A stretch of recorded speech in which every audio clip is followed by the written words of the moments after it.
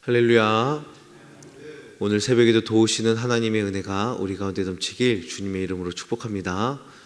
오늘 본문의 말씀은 압살롬의 반역이 끝나가고 이제 다윗의 정권이 어떻게 안정감을 찾게 되는지 그 중간에 마무리되고 있는 상황을 설명하고 있습니다. 유다와 이스라엘이 여전히 갈등 관계에 있는 그런 중에 세바라는 사람이 반역을 꾀하죠. 세바가 사람들에게 어떻게 설득을 합니까?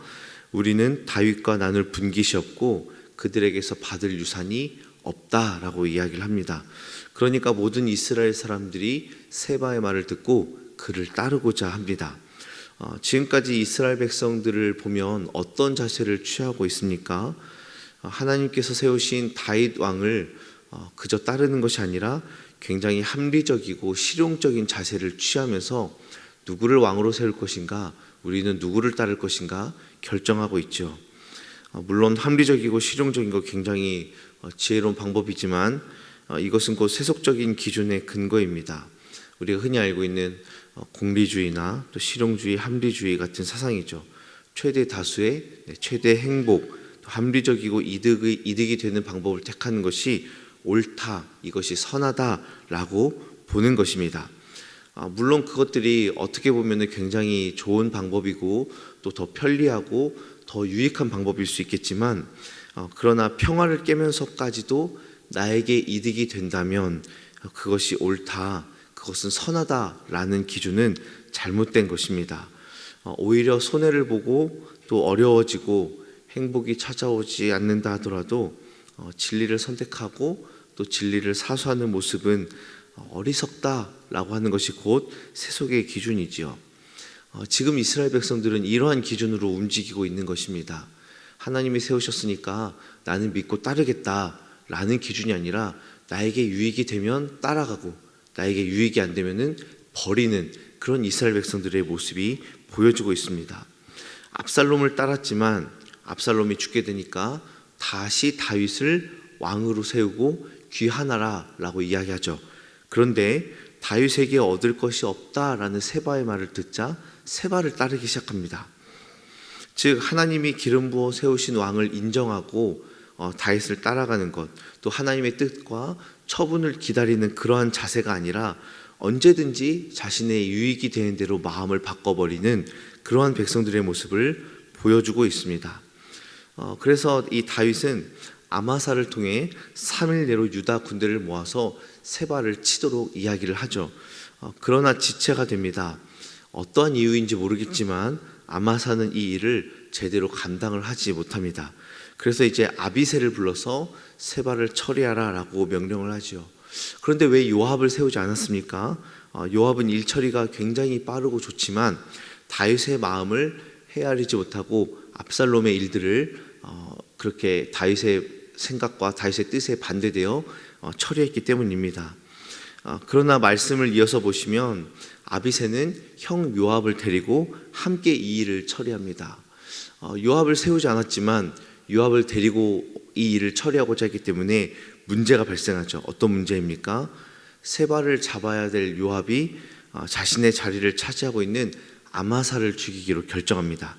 아마사가 아무리 압살롬의 군대 장관이었다 할지라도 다윗이 세웠기 때문에 그 권위를 인정해 줘야 되는데 요압 역시 자신의 이익을 위해서 손쉽게, 아주 쉽게 살인을 서슴지 않았습니다. 이렇게 해서 아마사를 죽이고 나서 요압과 아비새는 세바가 머물고 있는 이 벳마가의 아벨 지역으로 가게 됩니다. 이 지역은 지도를 보시면 갈릴리 위쪽에 단 지파의 근처에 있는 그런 지역입니다. 요압은 전쟁에 아주 능한 자였기 때문에 이 성벽을 만나자마자 토성을 쌓고 이제 그 성벽을 헐고자 준비를 하게 되죠. 그때 말씀에 등장한 자가 있습니다. 지혜로운 여인이 등장하는데 자신의 성읍을 구하기 위해서 요압을 찾고 요압을 설득하지만 그의 말에는 하나님의 기준이 담겨져 있습니다.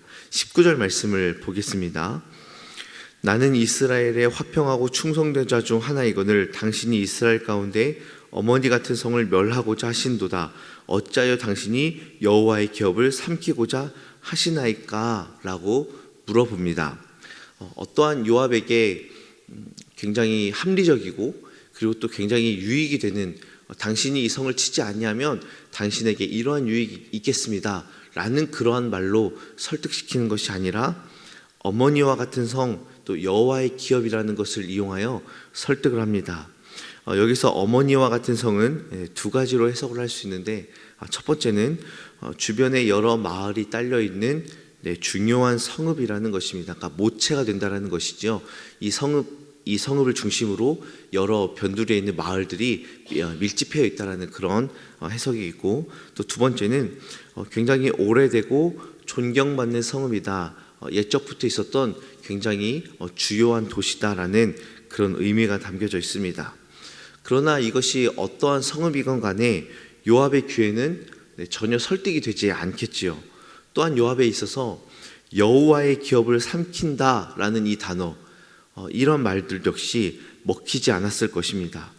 요압의 유일한 목표는 세바의 제거, 세바를 치는 것이기 때문입니다. 하나님의 기름 부음 받았던 사울 역시도 요압은 제거하고자 하였죠. 그러한 요압이 어머니와 같은 성읍, 그리고 또한 여호와의 기업, 이런 것을 말해봤자 그가 그것을 중요하게 생각하겠습니까? 그렇지 않다라는 것이에요.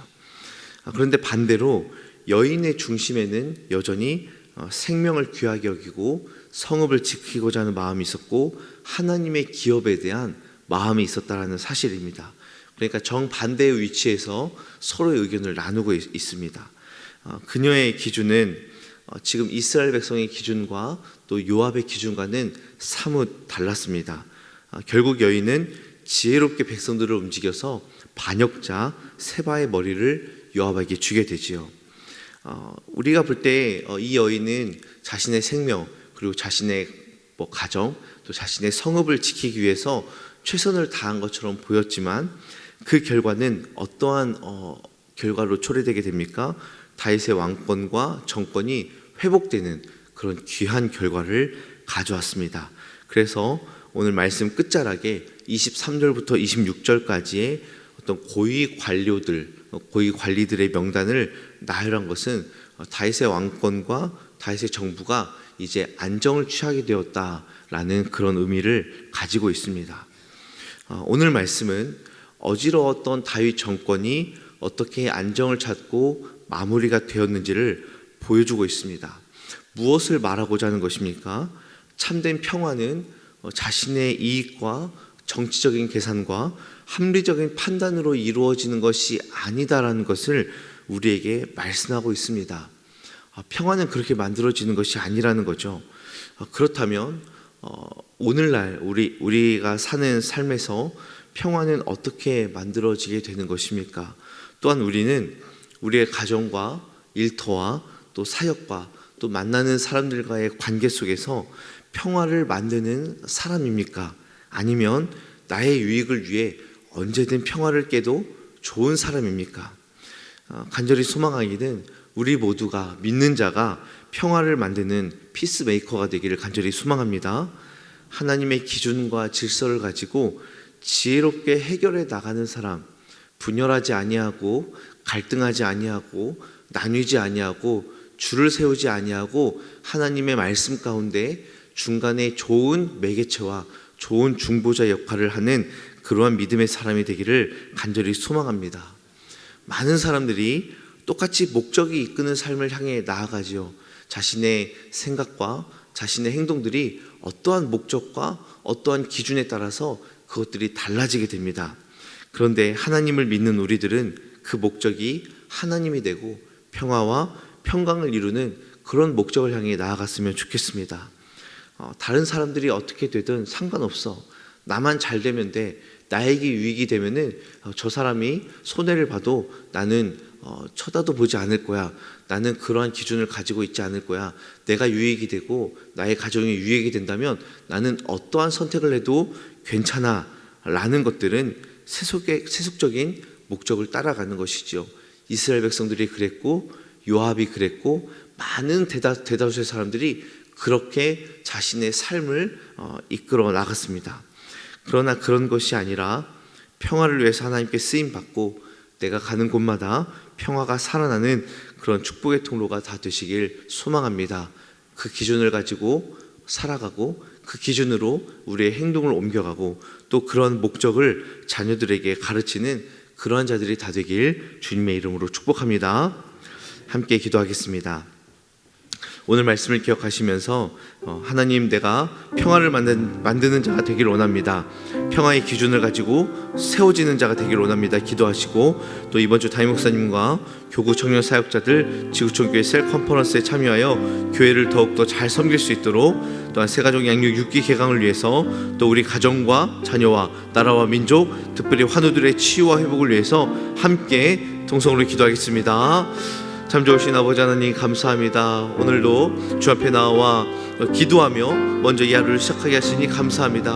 하나님 아버지, 우리가 평화를 만드는 자가 되길 원합니다. 자신의 유익과 자신의 이익을 위하여서 움직이는 자가 되는 것이 아니라 하나님 말씀의 기준을 가지고 또 아버지 하나님 주님께서 주시는 아버지 평화의 기준을 가지고 나아가기를 원합니다. 지혜롭게 행동하기를 원합니다. 분열하고 나뉘고 갈등하는 자가 되는 것이 아니라, 그러한 자의 또 핵심이 되는 것이 아니라 하나님 평화를 이루고 내가 만나는 사람들마다 평강 위에 평강이 임할 수 있도록 주여 우리를 사용하여 주시옵소서. 하나님, 이번 주 담임 목사님과 또 교구 청년 사역자들 또 셀 컨퍼런스에 참석하는데 잘 참석하고 잘 배워서 교회의 유익이 될 수 있도록 은혜를 더하여 주시옵소서. 새가족 양육 6기 개강합니다. 하나님 은혜를 더하여 주시고 모든 새가족들이 예수 그리스도로 말미암아 세워지며 또 우리 교회의 한 가족이 될 수 있도록 역사하여 주시옵소서. 오늘도 우리의 가정과 자녀들을 주님 지켜 돌보아 주시고 우리 아버지 직장과 일터를 주님께서 붙들어 주시옵소서. 아버지, 나라와 민족 가운데 하나님의 선하신 은혜와 아버지 하나님의 지혜로 이 나라가 든든히 설 수 있도록 역사하여 주시고, 환우들이 있습니다. 주님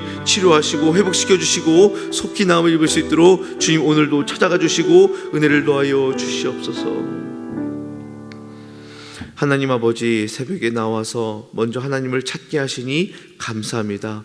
세상의 기준이 아니라 하나님의 기준으로 세상을 바라보고 마음과 행동을 결정하게 하시고, 하나님, 우리가 처한 모든 곳에서, 우리가 거하는 모든 곳에서 평화를 맛보는, 또 평화를 만들어내는 피스메이커가 다 될 수 있도록 역사하여 주시옵소서. 오늘도 우리의 가정과 자녀들을 지켜보아여 주시고 일터와 직장 가운데 형통의 복을 주시며, 하나님 오늘도 우리 환우들 하나님 앞에 치료를 원하며 기도하며 나아갑니다. 주님 고쳐주시고 회복시켜 주시고 성령 충만으로 역사하여 주시옵소서. 오늘 하루도 온종일 주님께 나아가길 원하오니 이 하루를 주님께서 책임져 주시고 성령 충만한 오늘 하루 될 수 있도록 역사하여 주시옵소서. 예수님의 이름으로 기도하옵나이다. 아멘.